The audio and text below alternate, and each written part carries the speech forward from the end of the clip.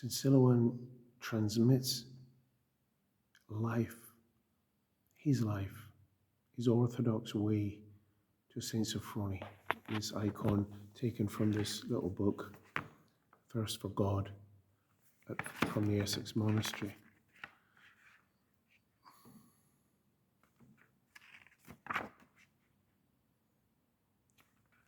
Two saints,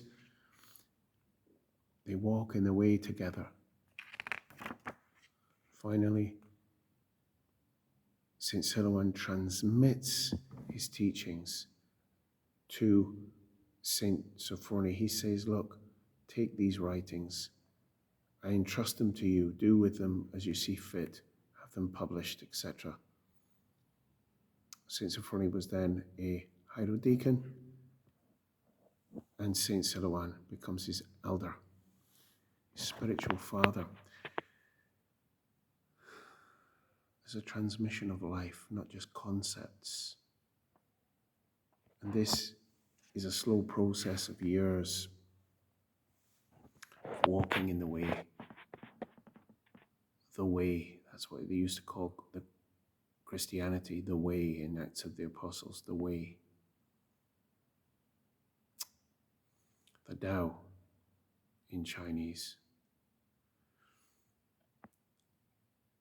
I'm reading a very interesting book, Christ the Eternal Tao, written by an Orthodox monk, disciple of Seraphim Rose, Father Seraphim Rose.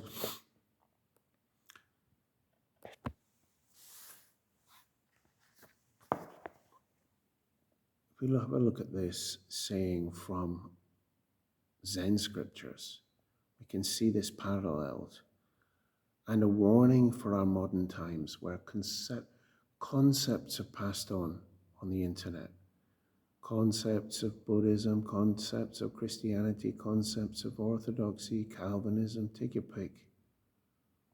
Take your pick, and they're just mere concepts, ideas barely digested, which I'm guilty of myself.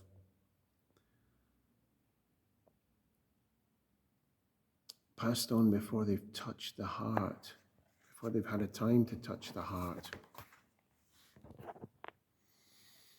and therefore causing both a listener and the transmitters indigestion, confusion, more agitation. We definitely see this in the world of religion today, more and more confusion on the internet, as well as some light. Tribalism, extremism, judgmentalism, harshness. What are you doing? What are you saying? In modern times, a great deal of nonsense is talked about masters and disciples and about the inheritance of a master's teaching by favorite pupils, entitling them to pass the truth on to their adherents. Of course, Zen should be imparted in this way, from heart to heart, and in the past it was really accomplished. Silence and humility reigned rather than profession and assertion. The one who received such a teaching kept the matter hidden even after 20 years, and not until another discovered through his own need that a real master was at hand was it learned that the teaching had been imparted. And even then, the occasion arose quite naturally. The teaching made its way in its own right. Under no circumstance did the teacher ever claim, I am the successor of so-and-so. Such a claim would prove quite the contrary. So there was a quiet, humble, organic living transmission of the way from generation to generation.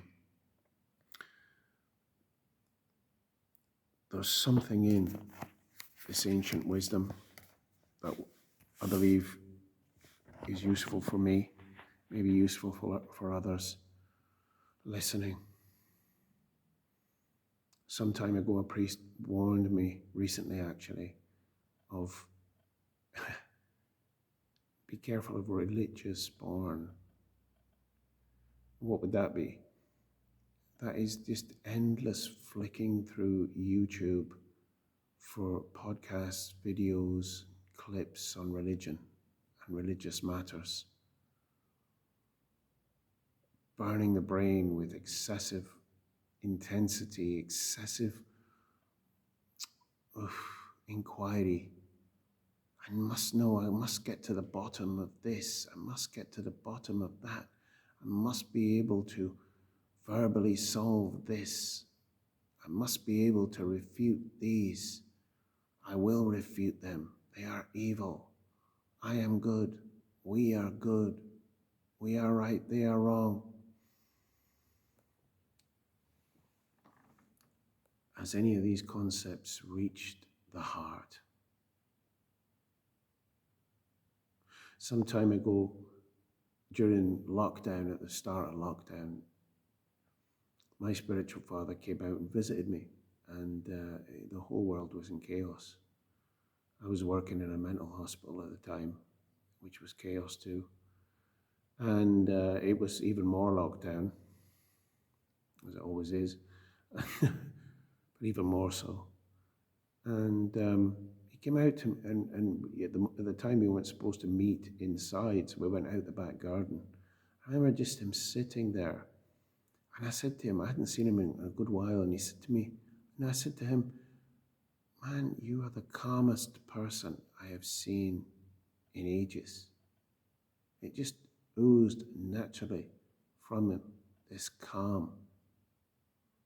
And we talked for a bit. At the time I was looking into orthodoxy. I was saying, look, I think orthodoxy is the way for me, blah, blah, blah. But I've got this question, that question, all blah, blah, blah, off, all these ideas off the internet. And my own experience, of course. And he says, I was looking for a rule of life to get me through those days of lockdown. No church is open. And he says to me, you like to talk? Well, here, this is all I'm going to leave you with. 15 minutes a day, he says.